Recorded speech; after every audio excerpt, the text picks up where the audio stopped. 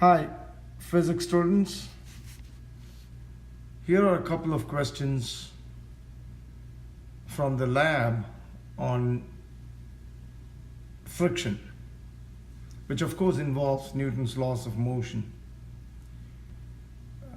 In this question, we are asked to calculate the force needed to pull a mass of 20 kg at a uniform speed up a plane inclined at an angle of 30 degrees with the horizontal, if the coefficient of kinetic friction is 0.20. The important word here is uniform speed, which means there is no acceleration. That means the forces are balanced along the x-axis, and of course it's balanced along the y-axis. So first of all, we need to draw a free body diagram. And when you draw the free body diagram, that's given us 30 degrees. Let's say that is the mass, and the weight acts vertically down. The normal reaction acts perpendicular to the surface. So when we set up the x-axis along the plane and the y-axis perpendicular to the plane, we see that the weight is neither along the x nor the y-axis. So that's why it has to be resolved into its components. Here you have the y component, and this angle is going to be 30 degrees. Therefore, this is going to be mg cosine 30. And the other component is going to be mg sine 30.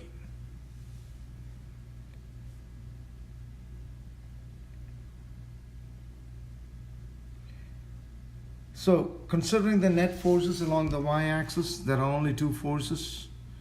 N minus mg cosine theta should be equal to mass times acceleration, but there is no acceleration along the y, so that's 0. That means N minus mg cosine theta is equal to 0.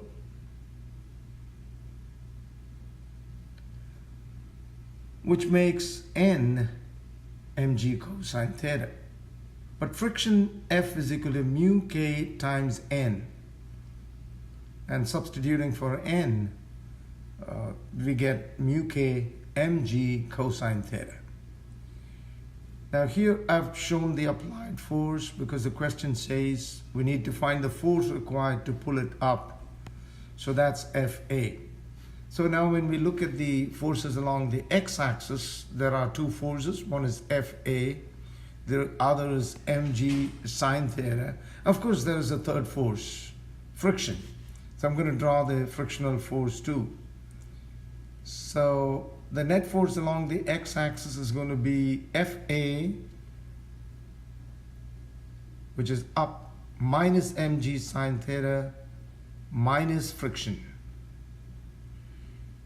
Once again, because it's moving at uniform speed, the net force along the x-axis is also 0 because there is no acceleration. Which means Fa minus mg sine theta minus F is equal to 0. And now we can substitute for friction from this equation here, right here. Before that, we can make Fa the subject because that's what we're trying to find. So on rearranging, you get Fa is mg sine theta plus F.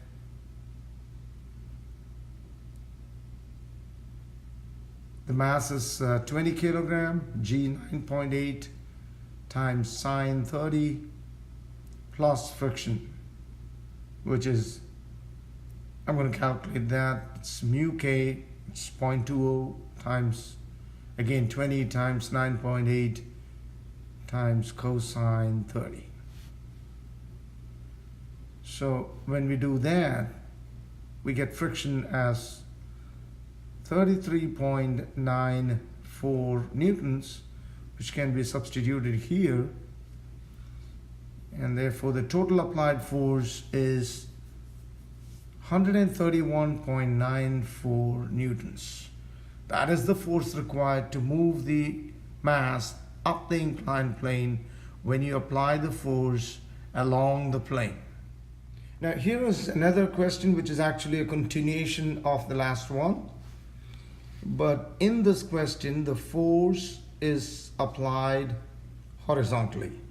The force is a push and it's applied horizontally. So instead of applying the force along the inclined plane, it's applied horizontally. And we have to calculate the value this force must have to keep the mass moving up the plane at constant speed. So I thought we should draw the free body diagram really carefully. That's the inclined plane, and there is the mass, the force is acting, or the weight that acts vertically down. But first I'm showing the applied force. So that's the force that's applied horizontally. Now this force has to be resolved into its components. So that is the horizontal component, or along the x-axis. Remember that the x-axis is now along the plane. So that's the component along the x-axis, and we're going to have this along the y-axis. So when you take, that's the weight. So we have the weight acting vertically down. Then we have the normal force perpendicular to the surface. This is, of course, friction acting opposite to the motion. Those are the forces. Now mg is the weight, F is friction, Fa is the applied force, and N is the normal reaction. So first of all, Fa, when it's resolved, you get this as Fa cosine theta, and the y component is Fa sine theta. All right, that's the x and the y. Mg, when resolved, you get mg sine theta along the plane and mg cosine theta perpendicular to the plane. So these are the three forces along the x-axis. These are the three along the y-axis. All right, let's look at the forces along the x-axis. We have the friction rate, and then we have Fa cosine theta, which is this one, and then we also have mg sine theta. So those are the three forces along the x-axis. And along the y, you have the normal reaction, mg cosine theta and Fa sine theta. So from here, N should be equal to Fa sine theta plus mg cosine theta, because N is up, the other two are down, so they should be balanced.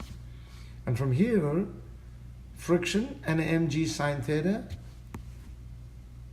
are in one direction. So Fa cosine theta positive minus mg sine theta minus F is the net force along the x-axis. So here is the same diagram now shown with all the components, and I've explained those. I'm just labeling that as 1, 2, and 3 and writing them down because the diagram now is too small. So those are the values that I explained earlier. And we also have the equations, so let's write that down. Along the y-axis, we have N minus Fa sine 30 minus mg cosine 30 is equal to 0, which gives N is equal to Fa sine 30 plus, actually it should be plus mg cosine 30.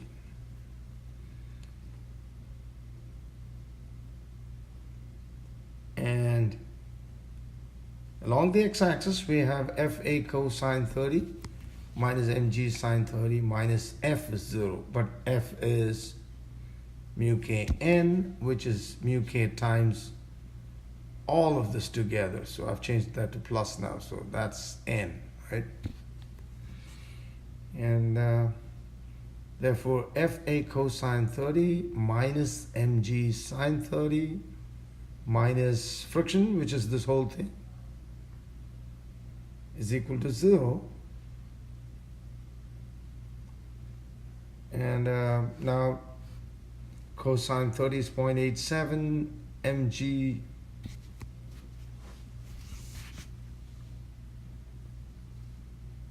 mg sine 30 is 98. So I've substituted the values.